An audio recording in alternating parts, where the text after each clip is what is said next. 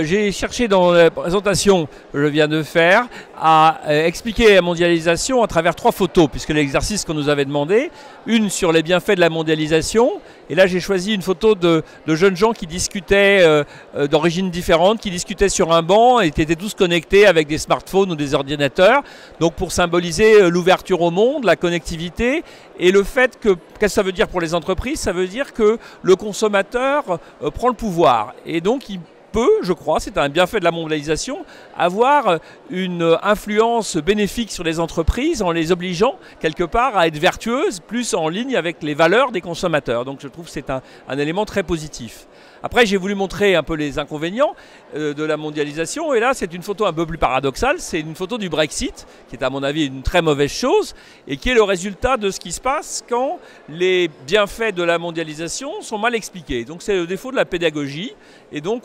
du coup une révolte des peuples qui va avoir des conséquences très négatives pour eux, sur le plan économique, sur le plan politique. Le Brexit c'est une très mauvaise chose, parce que c'est un repli identitaire par incompréhension de la mondialisation. Et puis après, les choses pour lesquelles il faut s'engager, et là j'ai choisi une photo qui est à la fois un symbole